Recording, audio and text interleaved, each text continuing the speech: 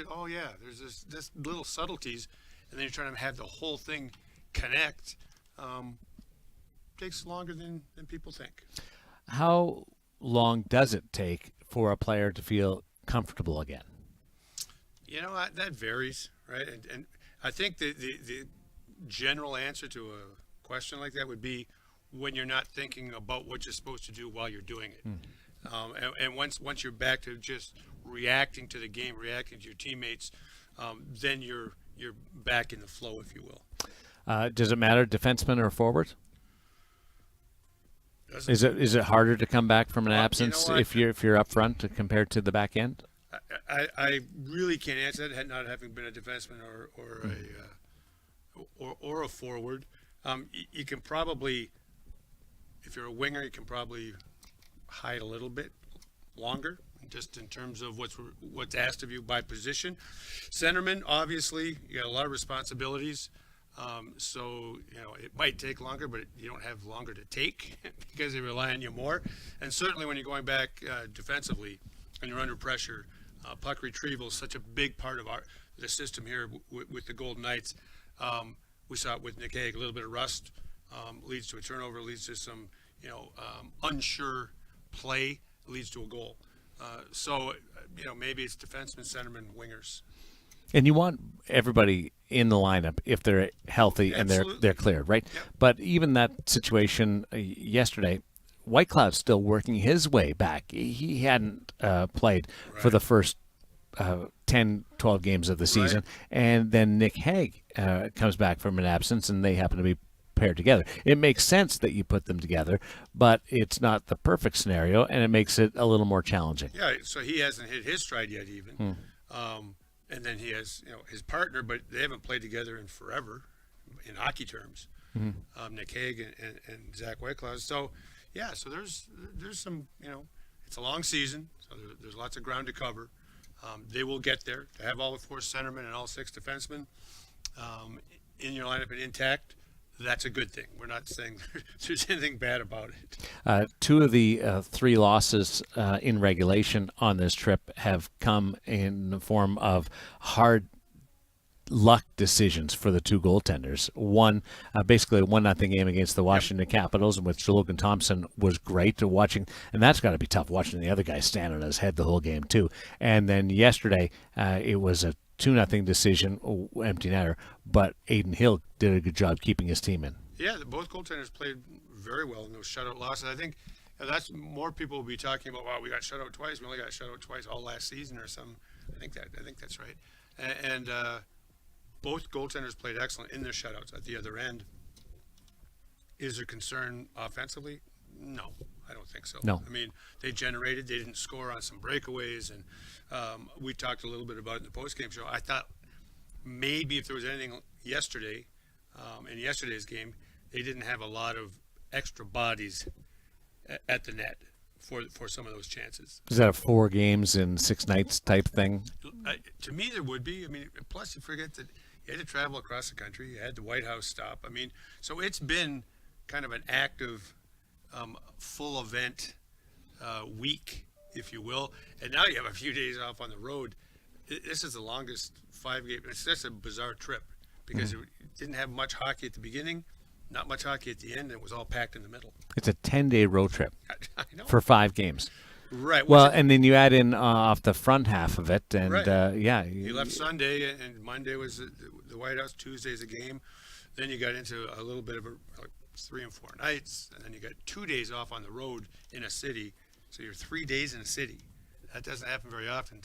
Baseball all the time. Hockey, not so much. Well, it's not bad now. Back in your day, it could have been troublesome. You're there long enough to find your favorite haunts. That's exactly, and establish new ones along the way. This is our favorite haunt, Studio 31 at City National Arena. We've spent a lot of time here the last few days, haven't we? We sure have, and enjoyed it. I mean, the team is playing well. Yesterday might have been one of the more, not blah games, but it's just both teams were 4 and 6 nights, and it was a professional game by both teams. They rose to the level of competitiveness that you would expect from teams like that. but it didn't have the juice that some of the other games have had. Is this road trip been better than the points accumulated, or about what you would expect or what the team deserved? Yeah, I think they're in a pretty good spot about where you can say deserved. You could have been a better result in the first game. 3-0 game. 6-5 was fun against Montreal, but again, you probably deserved to win that game once you got things going, because you really played well in the first, got nothing out of that. So I'd say it's pretty much on par, and you'll feel much better about if you pull points out again in that fifth game against Dallas. Who is playing better than what the production has indicated? Marchessault is getting the bounces right now, and the puck's going in for him. And I can't even say he's getting bounces. He's full marks for what he's doing. William Karlsson is just on a roll right now that reflects what he's doing from a level 200-foot game. But I'm thinking like a Jack Eichel, who's been a little bit snake bit. Yeah, I mean, even Coach Cassidy talked about it at post game. Like, hit the crossbar in overtime, hit the crossbar in the third period. We could have been talking about Jack Eichel saving this trip. Being the guy stepping up he could have won both games if those hit the bar and go in, and they didn't. So now it feels like he should be getting more out of it. And again, a guy like Jack wants to score. Everybody wants it, but he expects to score. So that whole thing, we're getting chances. That I just always think of that when the top players talk about, well, at least I'm still getting chances. I'd be more concerned if I wasn't getting chances. Everybody'd be concerned. But more than that, it's like, yeah, you better get chances, but he truly expects to score. Publicly, I'm still getting my chances. That's all. They'll come. Realistically, I want the puck to go in every single time. William Carrier jumps to mind too. Mm-hmm. He was really good. He was arguably their best forward yesterday. Yeah, I mean, going to the net was a grinder's game. Mm-hmm. And you think of Marchessault, he had 4 shots in the first period. How different were some of the 2 shutout games in particular had they scored early? Certainly wouldn't be a shutout, but beyond that, the outcome might have been affected as well. Do you look at it that way when you reflect on who the goaltenders were that posted that shutout in Alex Nedeljkovic and Charlie Lindgren, not guys that are going to challenge for a Vezina Trophy, not the number one goaltenders in their respective teams? Well, they're trying to establish themselves. Again, they're very, I mean, it was like Caden Primo, right? 16 saves in the first period, outshot 16, fantastic, perfect. Lets in a leaky one, shorthanded to Howden, and we looked at each other and I said, one will lead to 3. Because the confidence isn't there yet. The experience to just turn the page isn't really refined yet in a lot of goaltenders, especially if you're a backup in the league. It's perfect until the seal's broken, and then once that happens, pucks start flying in. Happened against Montreal. I thought it could have happened against the other 2 guys as well. It just didn't. Yeah, and it kind of happened in a tweener way against the Philadelphia Flyers. Yeah, where they get a break. That's right. And in Hart, he's actually a little more established in terms of playing more games, carrying more of a workload. Watch your Vegas Golden Knights this season on Nighttime Plus. Download the Nighttime Plus app today on your smartphone, tablet, computer, or television and watch the Stanley Cup champions live. Nighttime Plus delivers all locally televised games on Scripps Sports as well as bonus content created throughout the season. More bonus content to come this week. We're looking forward to it. Download now and tune into all games all season long. We'll get some league news your way on Nighttime at Noon on Fox Sports Las Vegas and all the VGK social media channels.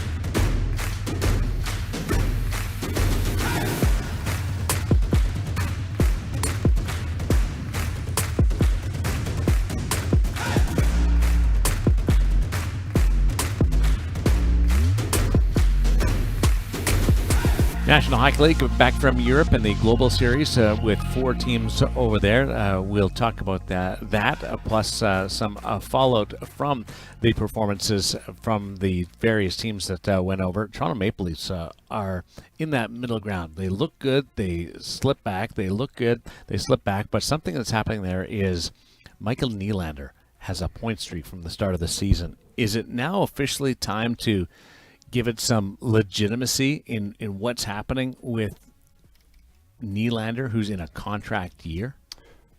Well, and he's the guy they always talk about trading. Oh, we can't keep them all. I got Marner, I got Austin Matthews, Tavares is signed. Is that your impersonation of a fan?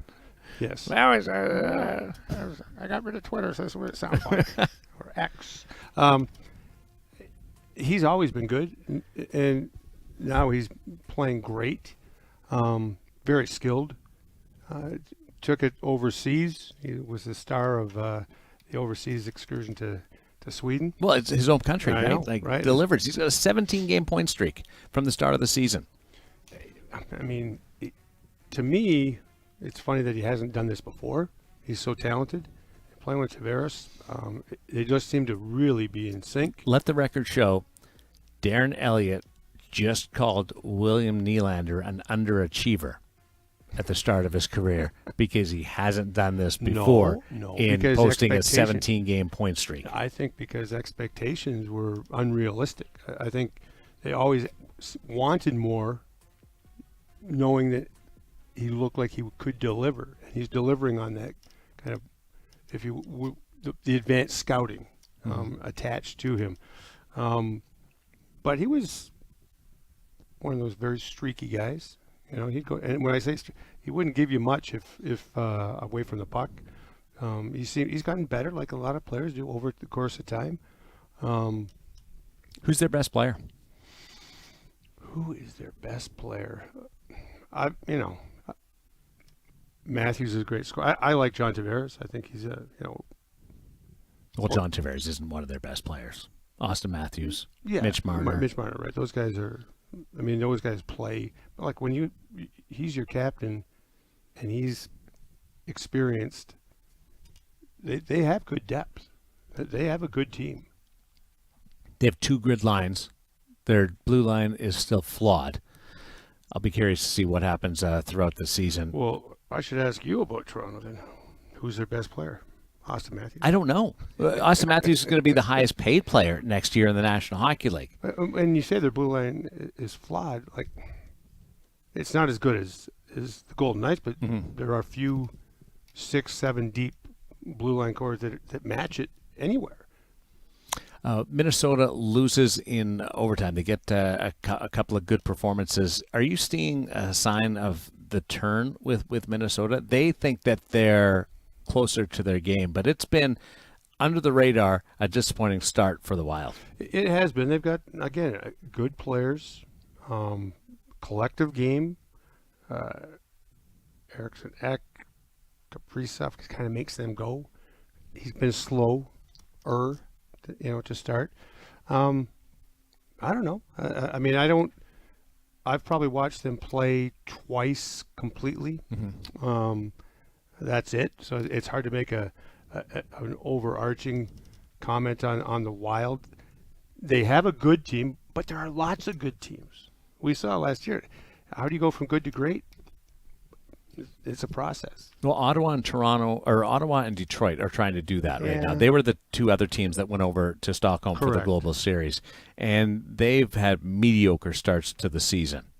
Yeah, but they're mediocre teams. No, they shouldn't be, though. They weren't expecting to be. They were expecting to Their challenge. local media?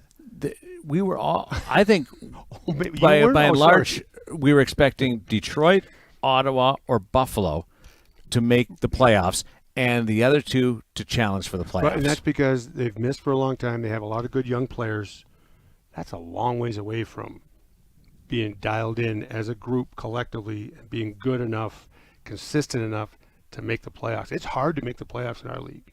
Hard. So is that the pressure of expectations now compared to last year when Buffalo was the darling of the league? They were so fun to watch, and you saw great missed the signs from playoffs. Ottawa, and Detroit was making some progress. They're all making progress, but Detroit hasn't made the playoffs in 7 years. Buffalo 11 or 12 years.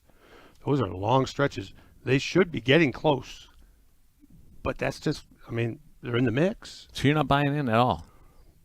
I haven't. This is the most negative's the wrong word, but you're the least person buying into this narrative. Because it takes a lot, right? I mean, it's a hard league to win in night to night, and if you have any weaknesses, teams are going to be there to exploit them. If you have anything that lacks in terms of defensive posture, the game's so fast. You have to still be able to defend and then generate offense. I just think those teams are still trying to find that, whether it's goaltending, like Buffalo. They've got young goaltender.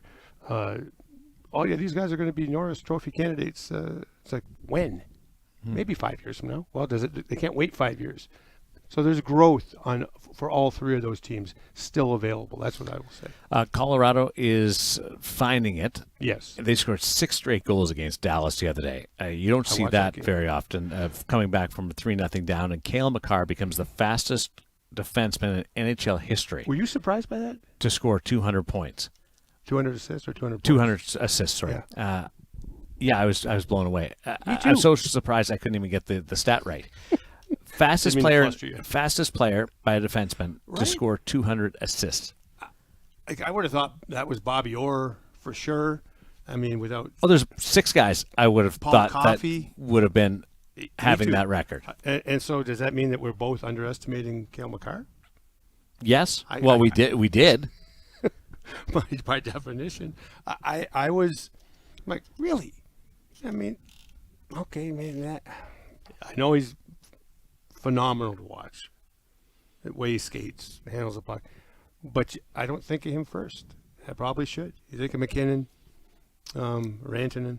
So who among defensemen, who would you have thought that would be the fastest to 200, if not Cale Makar? Well, first guy that comes to mind is Bobby Orr, because he scored so many points. He led the league. I think he scored too much though. He didn't have the assist. Over 40 one year. Yeah.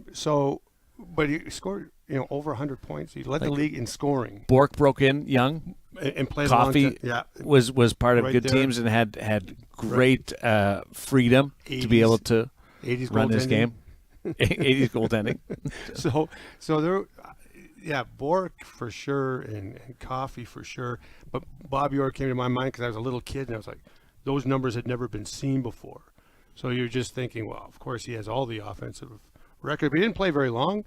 Only Mike Green was another guy that kind of came to my mind. That's a good one. Because the way he burst on the scene with Washington and had all those assists on that great Washington power play. Yeah, you have to be on the power play for sure to get those kinds of assists, and you've got to be sending it off to guys that know how to put it in the net. And you're right, Mike Green did that for a long time with Ovechkin the first half of his career. So what does that do now that you know Cale Makar is the fastest defenseman in NHL history to 200 points? How does that change your thinking about him in the current landscape among top defensemen? Yeah, I probably should. Does it vault him up a little bit, or were you already so high on him that I was high on him for sure? I mean, I got to do those playoff games a couple years ago, and was between the benches on the TNT games, right? Yeah. And to see him. Well, first of all, McKinnon, see him skate, and McDavid, and then see Makar. It's his edge work is like, what? How do you learn to skate like that? I mean, it's beautiful actually to watch. But then he handles the puck effortlessly. But still, I didn't think Carlson scored over 100 points last year. Yeah. Everyone's talking about. No one really talked about Makar's, to my mind, enough about his point totals. Obviously. I had no idea that was going to be a record. Yeah, that pace jumped out at me to the point where I thought somebody had a bad number. somebody had a bad drunk stats guy. Right, it was like 200 assists in 254 games.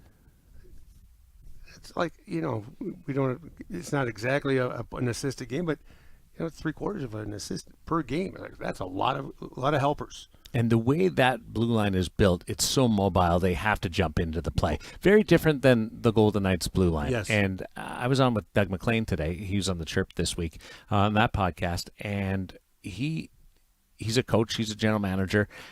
He's a guy that's been around the game. And he couldn't stop talking about the strength of the Golden Knights blue line and how it's so big. And he's taking the Golden Knights defense over every other blue line, even though you've got Norris Trophy winner in Pittsburgh and the fluid nature of Letang adding to that group. The what they're doing in Colorado. With Byram. New York Islanders have a good blue line with some players that can rush the puck. Tampa Bay Lightning, but they don't have the whole cast, and that's coming from outside. And trust me, Doug would take a shot at me if he could take a shot at me, but he couldn't. So it's different how.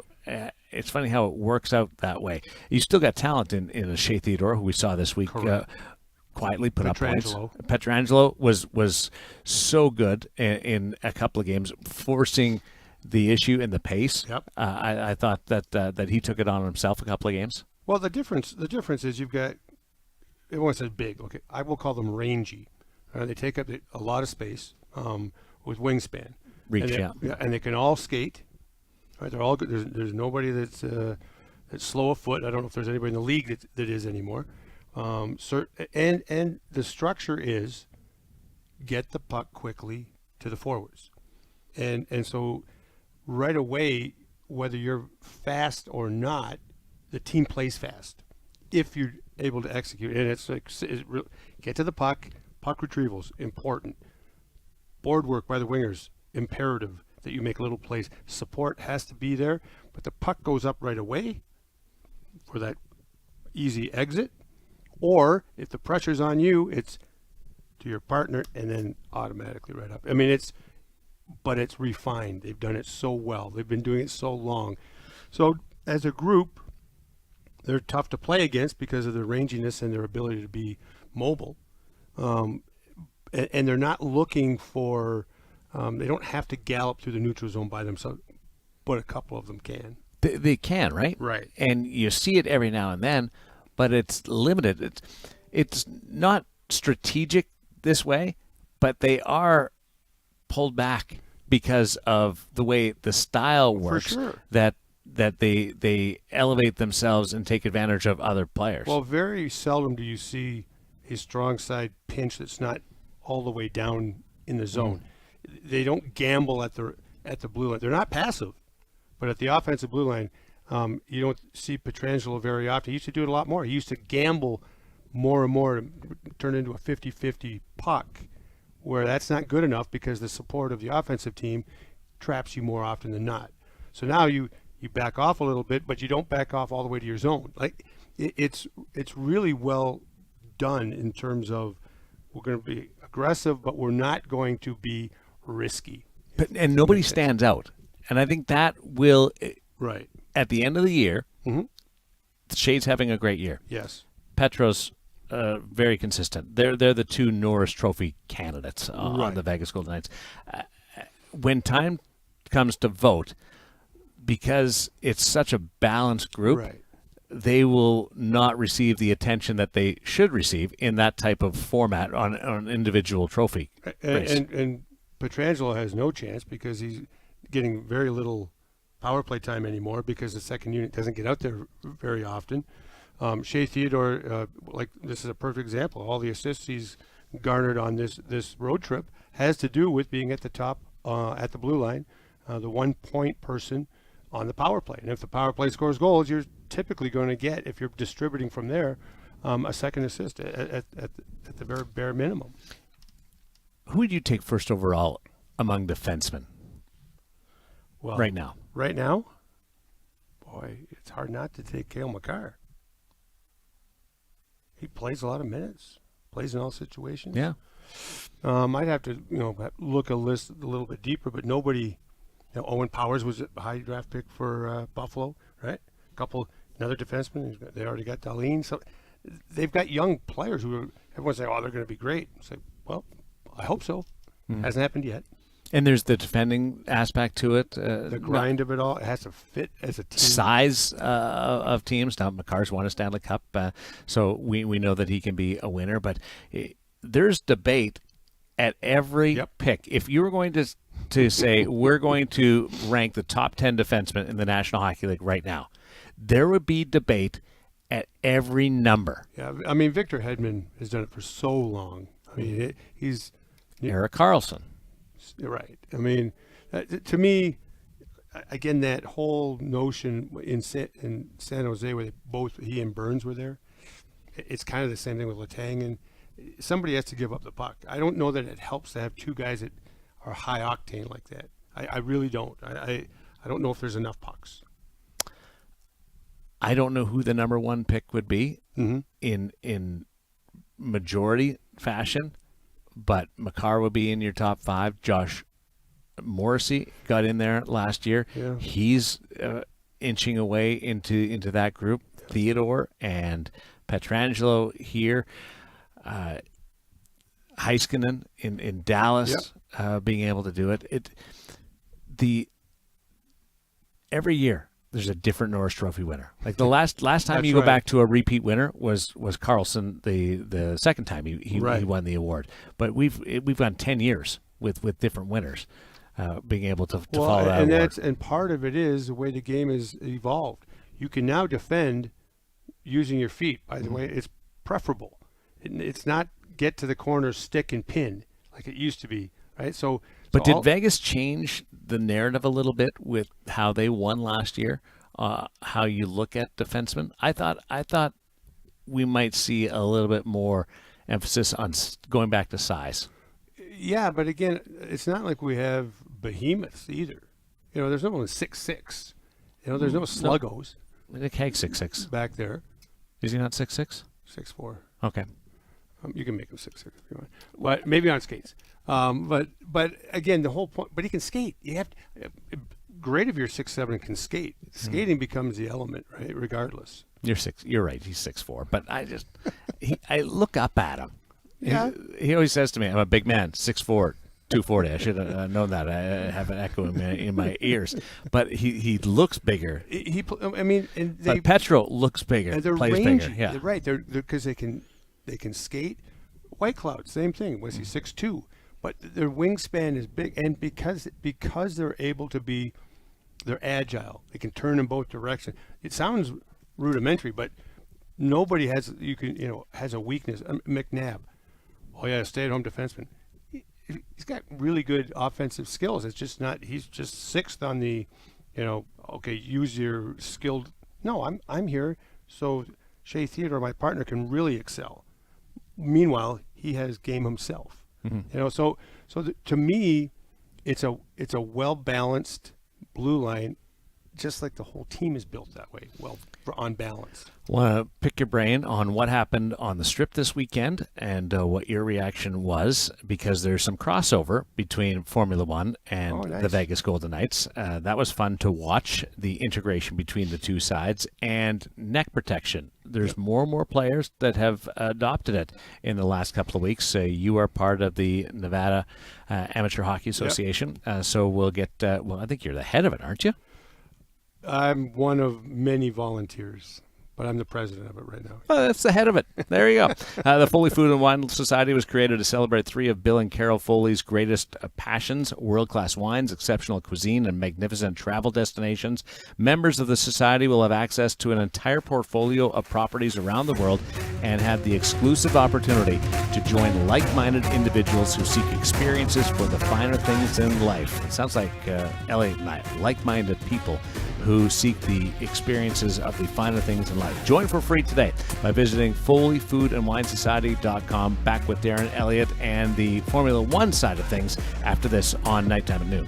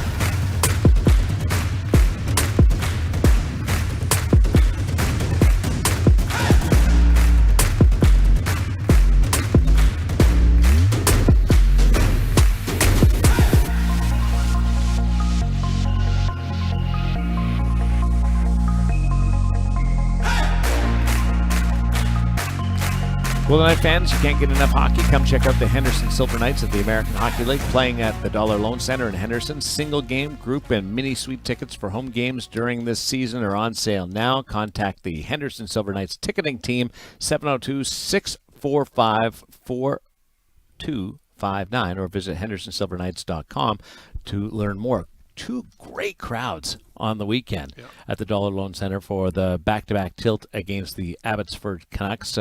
Two great games, went to overtime in both. It was fun to watch. Fun to watch. A 9-4-2. Probably didn't want it to be the same way, but both games very similar. But they did get points out of them. So again, great building, great crowds, and lots of fun at the DLC. I was really impressed with the synergy. Like watching the Henderson Silver Knights kill a penalty on Friday night was like watching the Golden Knights kill a penalty. Like the tactical part of it was identical under Ryan Craig to Bruce Cassidy. And that's important in good organizations. There are lots of American Hockey League teams that talk about doing it that way, playing the same way they do at the NHL. It makes sense from a development standpoint when players are called up. Very few I've found stick to it the way they do here, and it shows. I just want to acknowledge Jake Bischoff, the captain of the Henderson Silver Knights. On Friday night, he got into a scrap at the end of the first period, and it was a extended bout, and he took a couple of punches on both cheeks. And he was leaking before the linesman got in. It was at the end of the period, so he got repairs and came out, missed a couple of shifts at the start of the second. The first shift back, he's on the ice killing a penalty, and he's blocking a slap shot from 8 feet away, down on one knee. In the third period, they've to kill off a 5-minute major, and thanks to a timeout, he's out there for 4 minutes of the 5-minute major, and the 5-on-3. And it was unbelievable what he was able to do from a hockey player perspective, all while having these cuts on his cheek and just swelling. Just looking like a hockey player. Well, and it was such an epic tilt. I was there the second game on Saturday, and one of the ushers was like, "Oh, did you see Jake? You see Jake's face? Did you see Jake's fight?" I'm like, I did. I saw it, not live. But again, the courage, commitment, and follows up as the captain. Do you know how many days of work I would miss at my cubicle? We saw you last year with your injuries. Right, so you know exactly how many days I would miss if my face looked like that. Russo, Justin, are you able to pop up your microphone a little bit? You got me here? Yeah. I got you there. Okay, you're my Formula One guy because let's try it with Elliot. Okay, we'll give this a shot and then you will step in. What do you think of the race on the weekend, Darren? It was the Zoom. The Formula One guys went around the strip. I actually went home. I forgot all about it. You did. I didn't turn it on. You couldn't hear the cars from where you were? No, not quite. No, it happened, and I'm glad everyone that likes that kind of stuff had fun. Likes that kind of stuff. you make it sound like it's going and picking blueberries. I'm glad you like that kind of stuff. European bougie, whatever it is. Okay, well, Verstappen won the race. He's the guy that's won all the races. Right. But it was more entertaining. An investigation, right? Well, no. It was fair and square. He was docked 5 seconds for forcing somebody off the track, so he was penalized there. Just what do you think? I thought it was a great race. Of course, had the same result with Max Verstappen winning that we kind of all expected, but I think everything that led up to that point and the way that he ended up having to win was really fun, and I think after a bit of a rough start on Thursday, it came out on the right end of things. Why is this guy winning all the time? He's got the best car. That's how it goes. And he's better. He's also just pretty good. Yeah. He's better. He's darn good. He wanted no part of the Vegas vibe. No part. Everybody else did a nice job buying in, and after he won, he came around, which was kind of like, all right. He was almost like he was a bad winner because I thought I would have liked him to continue the sourness. It just a switch because he won kind of rubbed me the wrong way. Did you see all the celebrities out there? I did see a lot of them. Yeah, I was impressed with how many people were out there. You typically see that at Monaco or something like that, but a lot of people made it out, which was pretty fun. What do you think of the 10 o'clock start?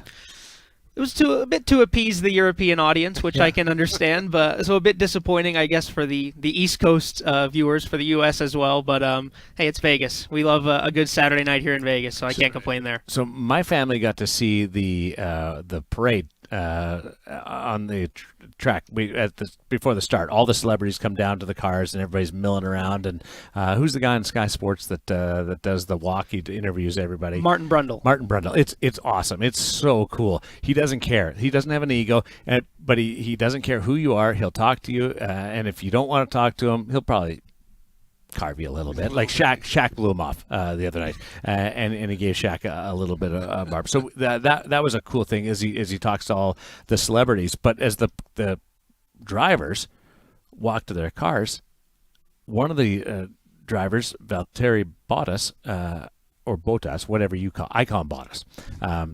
We have this debate. We have this debate in our department all the time.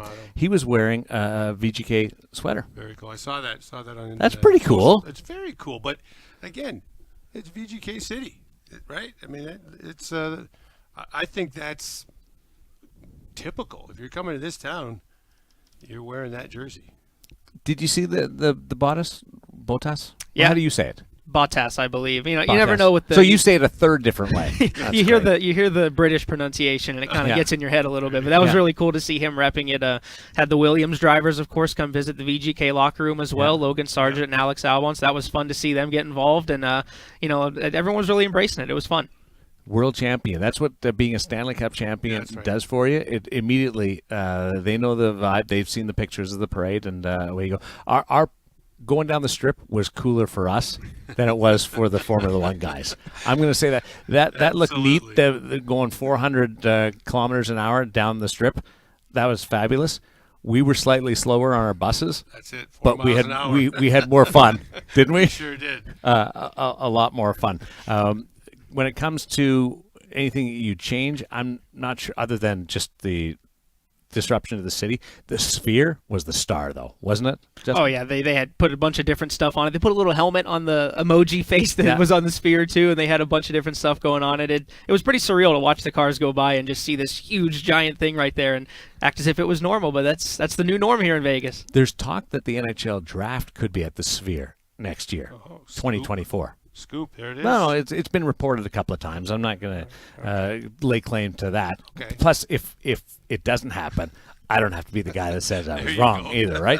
That's the important part. But that'd be kind of cool for the National Hockey League to jump in. I mean, they've come for the awards ceremony several years, so they bring the media tour to our City National Arena and America First Center in the last couple of years, coming again next year. So the NHL likes Vegas, and they're not alone. People like coming here as a destination for lots of reasons. Will you watch next year's Formula One race now that we've built it up like we have? Piqued my interest. Yeah? Good sales job, guys. Well done. We'll go over to Remind me. We'll go over to the arcade later and do a little bit of simulator work. All right. Yes, that'd be fun. We'll do some race because I think you and I need to hang out a little bit more Yeah, to really bond. When we continue, we'll take a break on nighttime at noon. Look ahead to what's going to happen this week in VGK land, and maybe have a couple of references to another story that's percolating. I'm not sure yet. It's nighttime at noon on Fox Sports Las Vegas.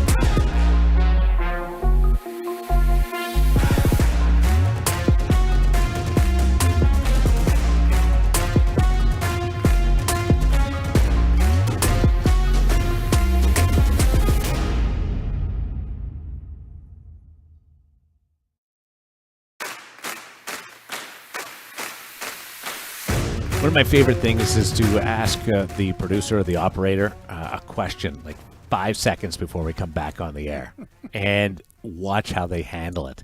And some people just talk away, like Taylor Quellman, our producer on TV. He just talks away because he knows he's not going on the air. So he'll just blab right through. He's awesome. Justin, his mic could be on air, so he had to start talking, and then it was like you're turning down the sound, but his voice, it was 56. Like he actually turned his volume down. So just that's sort of a little running gag I have. Fun with myself, Justin. Thanks for playing along with that. Watch your Golden Knights for free this year. Script Sports bringing you all the locally broadcasted games to our fans within the team's broadcast territory. Fans can now watch the Golden Knights on Script Sports through Vegas 34. Visit NHL.com/VegasGoldenKnights.com for more information about Script Sports and the television broadcast this season. We have Wednesday's game on Script Sports. It may get a little confusing because it's a TBS game, a Turner game on Wednesday, but that will go to the rest of the country. You will be able to watch the Dave Gosher, Shane Knighty, the whole team with Ashley Weiss, Daren Eliot, and myself on Script Sports. So we'll have our home team for that game against the Dallas Stars. And that I always had that one circled as the toughest game of the road trip, not just because Dallas is great and they've played well to start this season, but it's the end of a road trip right before Thanksgiving, and you've got 2 days in between games to be in the same city. It's going to be, I think, a game that will challenge you to be all in from 20 guys. I agree with you. It sets up to be a flat game, other than the fact that now last night may have helped motivation, right? That and the fact that the team typically has played their best against the best. They seem to really rise to and understand the challenges on the schedule against the better opponents. Wednesday going to be a great day in the National Hockey League. I think they'll wear the white sweaters on Wednesday.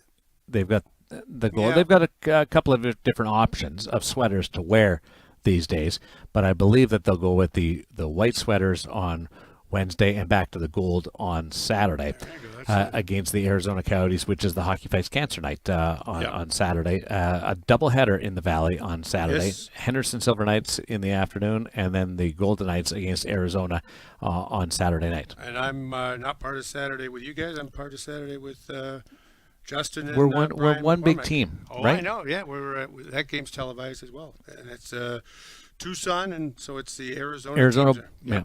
So it's kind of a cool weekend. Hockey Fights Cancer Night on Saturday. Looking forward to that. And throughout this week, you can pick up VGK merchandise over at the Arsenal because we've got Gold Friday. Which day? Friday. Thank you. Silver Saturday is when? Saturday. And Medieval Monday. It's not on Sunday. No, it's not on Sunday. you were just trying to you were riding the wave on the Friday, Saturday, Sunday thing. But a good opportunity. They're going to have some special things happening around the Arsenal on Gold Friday. Yep. We'll be in the Arsenal. We'll have some food and some Oh, nice. I have a name tag. I have a name tag. Yeah, it says Darren with one R, so you can't steal it. It's awesome. I've done Gold Friday. This will be my 6th year. Wow. Working Gold Friday. Impressive, right? That's very impressive. Yeah. You know how many times throughout the year I get to work? None. They don't give me any more hours beyond Gold Friday. And I put in my time. I haven't complained. I haven't asked for extra bonus time off. They give me one shift a year. One shift. And then I'm kicked to the sidelines. Was that comped? Was that you will work for quarter zips? I love my quarter zips. I'm like Torts. Torts, that's right. If I was a coach, I would quarter zip it up. Yeah, Robbie Fedoruk was ahead of his time. Look it up, kids. Yeah, he took heat for that way back when. Way back in the 80s. Instead of wearing quarter zips, he was trying to wear sweaters. But he was on the right track in terms of making it more sporty as a coach behind the bench. Here's a little scoop on nighttime at noon. you saw Torts the other night. Yeah. The Flyers game. Yep. And you and I are sitting here in Studio 31, and we see a little Yeah. cut on his head. Did you notice that, Justin, at all? Torts had a cut. It was like he got a puck, like it went out of play. Right. And I reached out to a buddy of mine, Scotty Hartnell, with the I probably shouldn't have revealed his name there, but Scotty told me that rumor was it that Torts took a kick by the horse, or some kind of knock by the horse. That's a little dangerous, isn't it? What horse? I don't know the name of it. Pinky. Lucky? Pinky the horse. It wasn't lucky for What's Torts. he doing watching the AHL? That is What? crazy. Like knocked by a horse. Wow. You haven't spent a lot of time around horses? No. No? No. They're big, dumb. You should. You remind me of you're kind of a Western guy. Well, yeah. Like you my could, sisters owned horses. but you could and pull off the Western. Like I get you a cowboy hat, a nice jacket, one of those maybe a trench Raiders- coats. Might be more a Raiders of the Lost Ark No, look. I could see you throw a little dye into that beard. I could see you pulling off the Western look. Well, because back in the day, the Western guys didn't live long enough to have a beard this gray. Let's cowboy up one night. Let's do it. Maybe next Halloween. We got to do it before that. Before that, all right. I'm going to get you out in the Western world There we go. before next Halloween. Thanks for listening to Nighttime at Noon.